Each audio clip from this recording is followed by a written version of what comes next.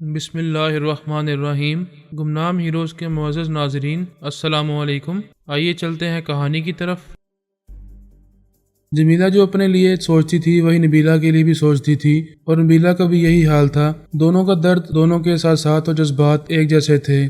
اب تو ان دونوں کی سوچ کی لہریں ایک ہو گئی تھی۔ جمیلہ پارس کے بارے میں جس طرح جذباتی ہو کر سوچتی تھی، ٹھیک انہی لمحات میں نبیلہ بھی پارس کے متعلق اسی انداز میں سوچتی رہتی تھی۔ بہت سے رشتہ دار اسپتال میں ان سے ملنے آتے تھے، انہیں مبارکباد دیتے تھے اور ایک نئی زندگی گزارنے کے سلسلے میں دعائیں بھی دیتے رہتے تھے۔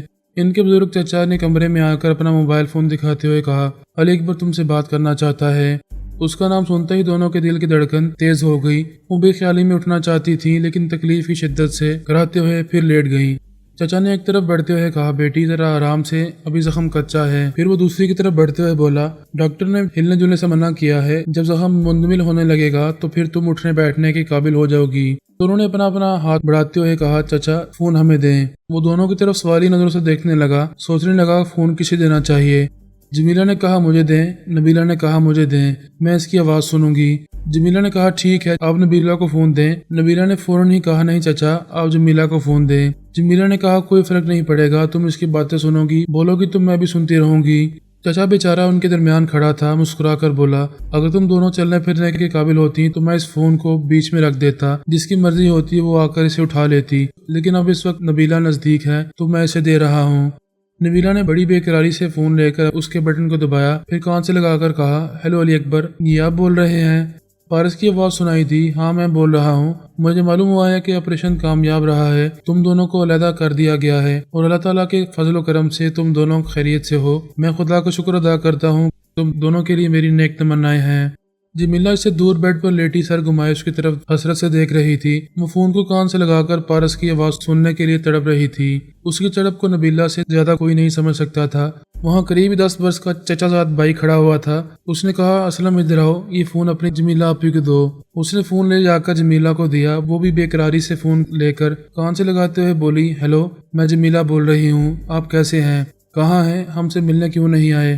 وہ مسکرا کر بولا، ایک ہی وقت میں کتنے سوالات کر رہی ہو، یہ کیوں بول رہی ہو کہ دشمن میری جان لینا چاہتے ہیں، اس لیے مجھے اس سے چھپ کر رہنا چاہیے۔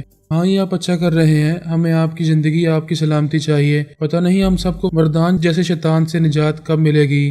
نبیلہ نے کہا، اللہ تعالیٰ نے چاہا تو جلد ہی اس سے نجات مل جائے گی۔ جمیلہ نے اسلم کو آواز دی، ادھر آؤ اسلم، یہ فون نبیلہ کو دے دو۔ وہاں کئی رشتہ دار موجود تھے، ان دونوں بہنوں کی محبتوں کو سمجھ رہے تھے۔ نبیلہ نے کہا، ہیلو، میں نبیلہ بول رہی ہوں۔ پارس نے ہنستے ہوئے کہا، اب تم دونوں کی علیحدگی سے یہ ہو گیا ہے کہ بیچ میں کسی کو ملازم رکھنا ہوگا تاکہ وہ تم دونوں کے درمیان ادھر سے ادھر دوڑتا رہے۔ نبیلہ اس بات پر ہنسنے لگی تو دوسرے بیڈ پر جمیلہ بھی ہنسنے لگی۔ نبیلہ نے کہا، ہمیں یہ خوشیاں عارضی طور پر مل رہی ہیں، ابھی تم فون بند کرو گے تو ہم پھر مایوس ہو جائیں گے اور تمہارے اگلے فون کا انتظار کرتی رہیں گی۔ پارس نے کہا، میں نے بہت ضروری باتیں کرنے کے لیے ابھی فون کیا ہے۔ سب سے پہلی بات تو یہ کہ میرا اصلی نام علی اکبر نہیں ہے، میرا نام پارس علی ہے۔ میں مشہور زمانہ ٹیلی پیتھی جاننے والے فرحاد علی تیمور کا بیٹا ہوں۔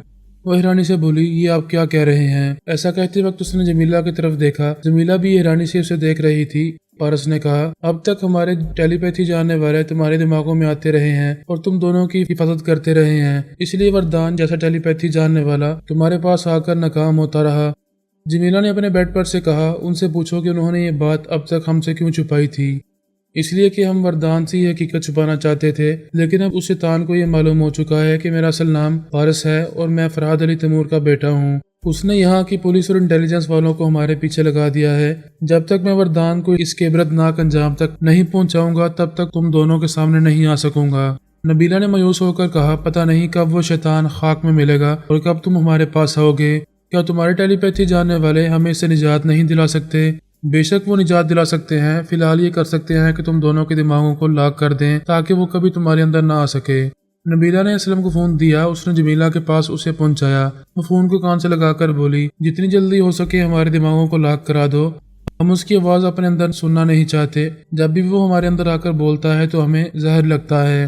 فکر نہ کرو، جلد ہی تم دونوں کے دماغوں کو لاک کر دیا جائے گا۔ ویسے شیطان اپنی حرکتوں سے باز نہیں آتا، جب وہ تمہارے اندر پہنچنے میں ناکام رہے گا تو تمہارے آس پاس کے لوگوں کے دماغوں میں پہنچ کر ان کے ذریعے تمہیں نقصان پہنچانے کی کوشش کرے گا، جیسا کہ اس نے تمہارے ابو کے ذریعے مجھے گولی مارنے کی کوشش کی تھی۔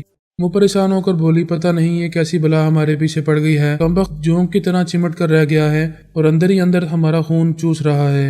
नबीला ने कहा, जमीला उनसे पूछो फिर कब हमसे फोन पर बातें होंगी। जमीला ने पूछना चाहती थी। पारस ने कहा, मैंने नबीला की बात सुन ली है, अभी थोड़ी देर में तुम दोनों के पास एक मोबाइल फोन पहुंचेगा, उसके जरिए तुम जब चाहोगी मुझसे बातें कर सकोगी। अब मैं फोन बंद कर रहा हूँ क्योंकि दूसरी जगह मसरूफ हूँ। मुझे यहाँ की पुलिस और इंटेलिजेंस वालों से छुप कर रहना पड़ता है, बड़ी मोहताज जिंदगी गुजार रहा हूँ। वो बोली, ठीक है, आप अपना ख्याल रखें और जब जरूरी समझें और अपने आप को महफूज समझें तब हमसे रब्ता करें। मैंने खुदा हाफिज कहकर फोन बंद कर दिया। अब तक पारस बनकर उन दोनों से बोल रहा था। पारस अपनी जगह मजबूर था, अनाबेला का कैदी बना हुआ था, उसके पास मोबाइल फोन नहीं था। मैंने ख्याल खोनी के जरिए राब्ता किया तो उसने ये फरमाइश की थी कि मैं इन बहनों से बातें करूं और इन्हें तसल्लियां दूं, और मैं समझता हूं कि उनकी तसल्ली हो चुकी थी। वो दोनों बहुत खुश थी। इस वक्त मैं और मेरे अपने बहुत बड़े चैलेंज का सामना कर रहे थे, ऐसे परेशानियों से गुजर रहे थे जो खत्म होते दिखाई नहीं दे रही थी। ऐसी हालत में भी हमने जमीला और नबीला की खुशियों का ख्याल किया था। वो दोनों भी हमारे लिए अहम थी। इनकी वजह से स्वामी वरदान विश्वनाथ से टकराव हुआ था। हमें शुबह था कि अनाबेला तनहा अपने महाज पर नहीं है। उसकी पुष्ट पर वरदान जैसा टेलीपैथी जानने वाला और गैर मामूली सलाहियतें रखने वाला शख्स मौजूद है। उन दोनों ने चुपके मालूम किया था कि आला बीबी, पारस और उनूशे कौन कौन से शहर में हैं और इनका पता ठिकाना क्या है। इस सिलसिले में अभी अहम सवाल मेरे जहन में चुभ रहा था कि उन्हें इन सब का पता ठिकाना कैसे मालूम हुआ। वरदान ने तमाम पुलिस और इंटेलिजेंस वालों को आला बीबी और पारस के पीछे लगा दिया था। वो सब उन्हें तलाश करते फिर रहे थे। वरदान की इस तलाश से पता चल रहा था कि वो आला बीबी और पारस के ठिकाने से वाकिफ नहीं है। इसका मतलब ये हुआ कि अनाबेला ने खुद अपने तौर पर मालूमात हासिल की हैं। लेकिन मालूमात कैसे हासिल की? वो तकरीबन 10 घंटे पहले किबरिया की मामूल और ताबेदार थी और किबरिया ये अच्छी तरह जानता था कि उसने मेरे किसी भी बेटे या बेटी के बारे में कोई मालूमात हासिल नहीं की हैं। फिर वो अचानक ही किबरिया के तनवीमी अमल से आज़ाद हो गई थी कि आज़ादी और खुद मुख्तारी हासिल होते ही उसने पारस, आला बीबी और अनुशे का पता ठिकाना मालूम कर लिया था। ये बात जहन तस्लीम नहीं कर रहा था। मैं यकीन से कह सकता था कि इसकी मालूमात का जरिया कोई दूसरी हस्ती है, और वो दूसरी हस्ती कोई भी हो, उसे कैसे मालूम हुआ कि मेरे बच्चे कहाँ कहाँ रुपोश हैं। ये बात मैं जानता था या सिर्फ सोनिया जानती थी? किसी तीसरी हस्ती को मेरे बच्चों के बारे में कोई इल्म नहीं था। हत्ता कि अल्पा और हमारे टेलीपैथी जानने वाले भी पारस और आला बीबी की मौजूदा रिहाइशगाह से वाकिफ नहीं थे। जब कोई नहीं जानता था तो फिर अनाबेला कैसे जान गई?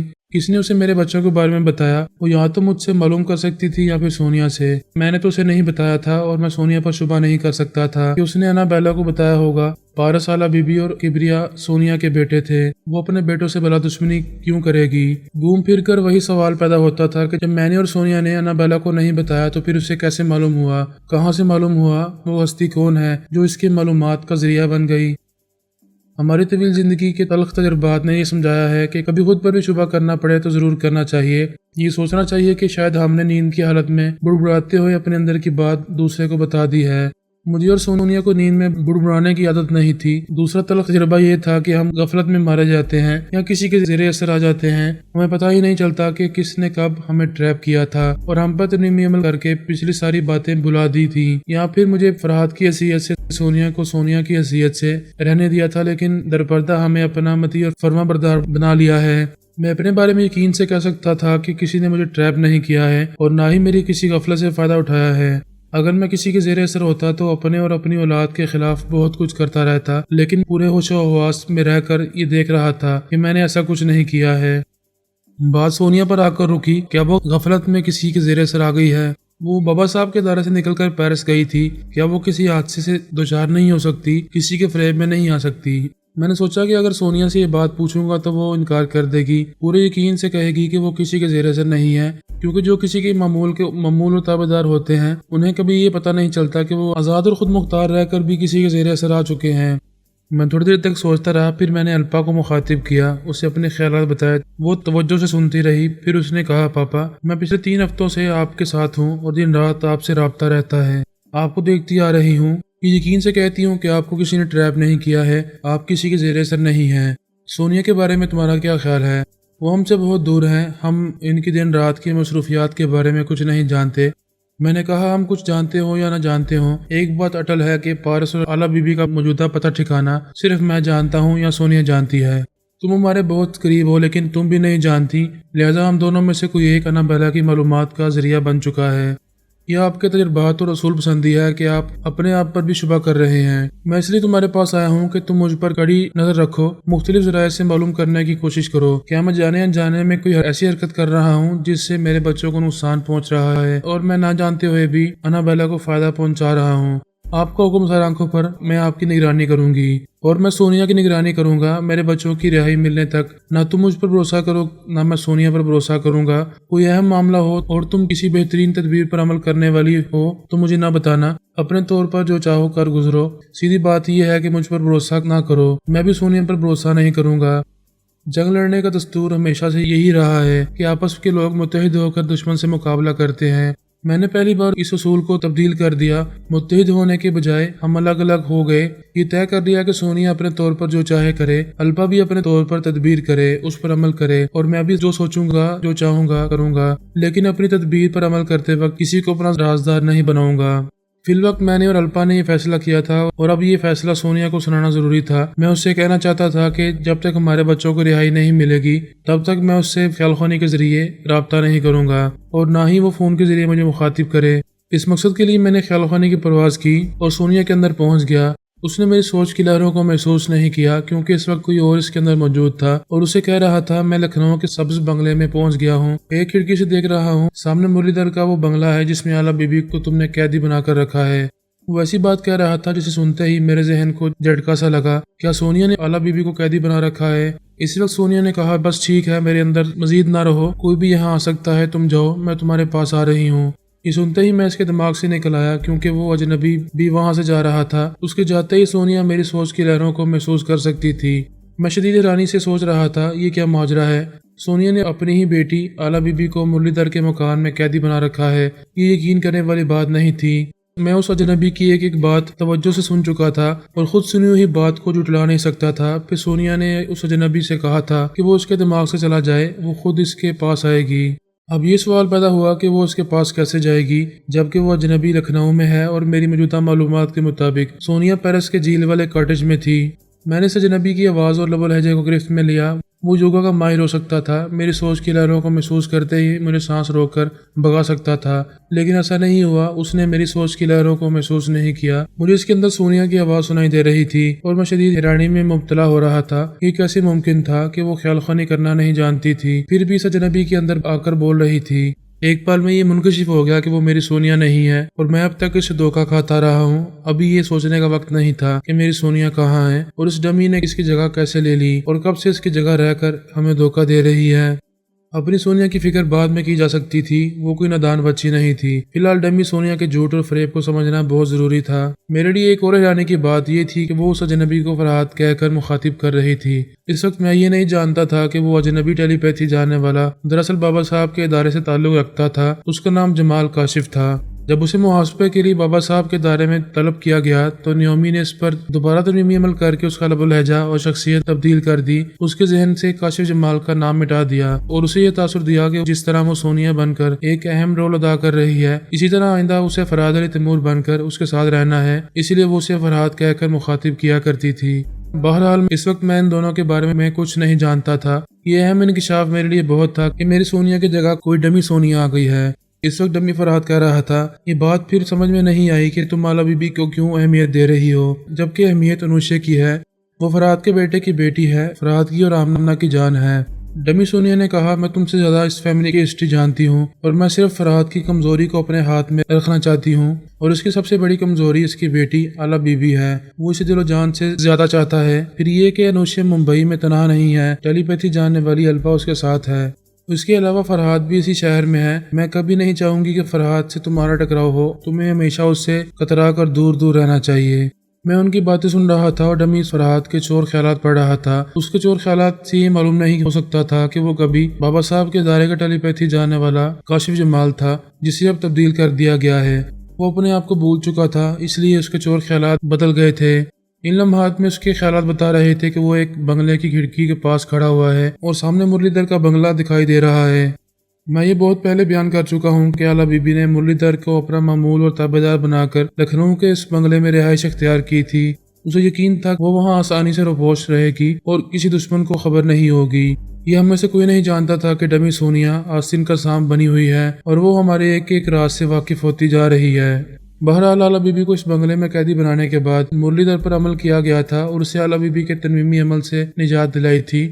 اسے اس کے بنگلے سے باہر نکال دیا اور کہیں دور چلے جانے پر مجبور کر دیا تھا۔ اس وقت ڈمی سونیا کہہ رہی تھی انابیلا نے فرحات کو 24 گھنٹے کی مہلت دی ہے، 6 گھنٹے گزر چکے ہیں، باقی 18 گھنٹے بھی گزر جائیں گے۔ اس دوران میں اگر وہ چالاکی دکھائیں گے تو اعلیٰ بی بی اس بنگلے سے زندہ نہیں نکلے گی۔ اپنے 2 علاقاروں سے معلوم کرو انہوں نے کیا انتظامات کیے ہیں۔ ڈمی فرحات نے ان علاقاروں سے پوچھا اگر کوئی رکاوٹ پیش آئے گی اور ہم اعلیٰ بی بی کو یہاں سے گولی نہیں مار سکیں گے تو اسے کس طرح موت کے گھاٹ اتارا جائے گا۔ ایک علاقار نے کہا ہم نے اس بنگلے کے آگے پیچھے دائیں بائیں 4 بم نصب کیے ہیں، ہمارے پاس یہ ریموٹ کنٹرول ہے، ہم دوری سے یہ بٹن دبائیں گے تو وہاں دھماکہ ہوگا، وہ بنگلہ دیکھتے ہی دیکھتے ایک کھنڈر بن جائے گا اور اس کے اندر اعلیٰ بی بی کی لاش پہچانی نہیں جائے گی۔ ڈمی سونیا نے کہا ایسا انتہائی مجبوری کے عالم میں کیا جائے گا، ورنہ میں اعلیٰ بی بی کو زندہ رکھنا چاہتی ہوں، اسے بس زخمی کرو، اپاہج بناؤ تاکہ وہ خیال خونی کے قابل نہ رہے۔ جب فرحات علی تیمور سے دشمنی کی جا رہی ہے تو پھر اس کی بیٹی کو زندہ کیوں رکھنا چاہتی ہو؟ میں فرحات سے دشمنی نہیں کر رہی ہوں، اسے حاصل کرنا چاہتی ہوں، وہ میری منزل ہے، میں اس کا بھرپور اعتماد حاصل کر چکی ہوں، جب روبرو ملاقات ہوگی تو سونیا کی حیثیت سے اس کے ساتھ زندگی گزاروں گی، یہ میری دلی آرزو ہے۔ وہ ایک گہری سانس لے کر بولی اب وہ وقت جلد ہی آ رہا ہے، میں بہت بڑی کامیابی حاصل کر رہی ہوں، پھر فرحات کے ساتھ رنگین و سنگین لمحات گزارتی رہوں گی۔ ایسے وقت کے لیے چاہتی ہوں کہ اعلیٰ بی بی کو جانی نقصان پہنچا کر اپنے اس آئیڈیل فرحات کو غمزدہ نہ کروں، کبھی اسے شکایت کا موقع نہ دوں۔ پتہ نہیں وہ کمبخت کون تھی جو میری پوری فیملی سے دشمنی کر رہی تھی اور مجھ سے عشق فرما رہی تھی، میرے ساتھ دن رات زندگی گزارنے کے خواب دیکھ رہی تھی اور اپنی حکمت عملی سے اس خواب کی تعبیر تک پہنچ رہی تھی۔ میں نے الپا کو مخاطب کیا، اسے فوراً اپنے اندر آنے کو کہا۔ وہ دوسرے ہی لمحے میں آ کر بولی کیا بات ہے پاپا؟ میں نے کہا میں کسی کے دماغ میں جا رہا ہوں، اس کے لب و لہجے کو اپنے ذہن میں نقش کرو۔ میں پھر اس ڈمی فرحات کے اندر پہنچا، وہ کہہ رہا تھا میڈم اب مجھے خیال خونی کے ذریعے دہلی کے ان علاقاروں کے پاس پہنچنا ہے جو پارس کی نگرانی کر رہے ہیں۔ ڈمی سونیا نے کہا میں وہاں جا رہی ہوں، تم بھی لکھنؤ پہنچے ہو، ان علاقاروں سے باتیں کرو اور انہیں اچھی طرح اپنے قابو میں رکھو، میں پھر کسی وقت رابطہ کروں گی۔ میں نے الپا کے اندر آ کر چپکے سے کہا فوراً یہاں سے نکل چلو۔ ہم دونوں اپنی اپنی جگہ دماغی طور پر حاضر ہو گئے۔ پھر الپا میرے اندر آ کر بڑی حیرانی سے بولی پاپا میں اس اجنبی کے اندر سونیا کی آواز سن رہی تھی، ایسا لگ رہا تھا جیسے ماما خیال خانی کے ذریعے بول رہی ہوں، جبکہ وہ ٹیلی پیتھی نہیں جانتی ہیں۔ میں نے کہا تم یہاں سے جاؤ، میں ابھی فون پر تم سے رابطہ کرتا ہوں۔ وہ چلی گئی۔ میں نے فون کے ذریعے اسے مخاطب کرتے ہوئے کہا تم واقعی اپنی ماما کی آواز سن رہی تھی، بے شک سونیا خیال خوانی کر رہی ہے لیکن وہ ہماری سونیا نہیں ہے، ہم نہ جانے کب سے ایک ڈمی سونیا کے ذریعے دھوکہ کھاتے آ رہے ہیں۔ او مائی گاڈ، پیرس میں جو ہماری ماما ہیں دراصل وہ ہماری نہیں ہیں، کوئی فراڈ ہیں۔ بے شک یہی بات ہے، اس لیے میں فون کے ذریعے بات کر رہا ہوں، آئندہ ہم ایک دوسرے کے دماغوں میں نہیں آئیں گے۔ پتہ نہیں کس وقت وہ خیال خوانی کرنے والی ڈمی سونیا ہمارے اندر چپ چاپ آ جائے اور ہماری باتیں سنتی رہے۔ جب میرے دماغ میں تم نہیں آؤ گی، تمہارے دماغ میں میں نہیں آؤں گا، تو پھر ہم اس کی سوچ کی لہروں کو محسوس کر سکیں گے۔